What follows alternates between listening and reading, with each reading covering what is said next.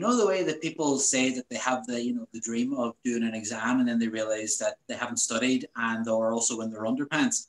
That was basically my first experience on Round Britain Quiz. Was, apart from the underpants thing, I was fully clothed. What happens was, it was our very, very first question, and not only that, but it was the very first question of the game. So you're given the questions in real time as Tom Sutcliffe is speaking. And the first question that we had was basically, it was an anagram puzzle. And I'm awful at anagrams. Like, I just can't do them. I've never been great at Scrabble or Countdown or anything like that. I just can't see them. And it was our very, very first question. And let's put it like this: there was more silence than question. It was absolutely. I was looking at this, and it's one of those things where it's like, I listened to Round Britain Quiz for a long time. I love the show, and you always. When you listen to a show like that, you always think, oh, well, I knew that one and I knew that one. And you conveniently forget all the ones where you're absolutely mutable. Except there was nowhere to run anymore. And also Tom had just finished whatever, his opening spiel. So then I was like, okay, Paddy and Fred, the new team, see how you fare with this one. And it's this sort of dreadful thing where we have to switch remains into seminar and then back into another word that I've blocked out of memory because it's too traumatic.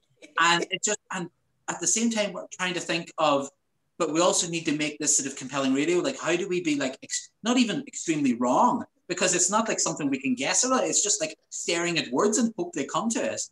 So that was absolutely nightmarish. It was like, like in some sort of Christopher Nolan film, like where the words just kind of like, they just sort of bleed down the page and all the sort of the letters just sort of start flying everywhere. It was basically like that. And it felt like I was in that chair for about 5 hours having Tom Sutcliffe there at us going, oh God.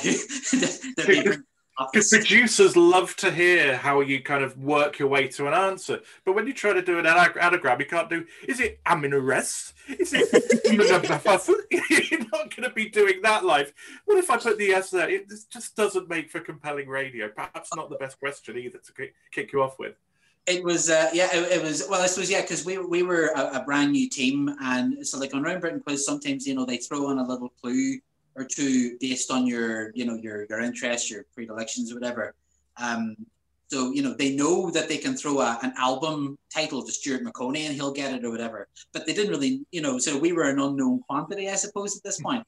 And so, it just so happened that the first thing we got was my absolute nightmare.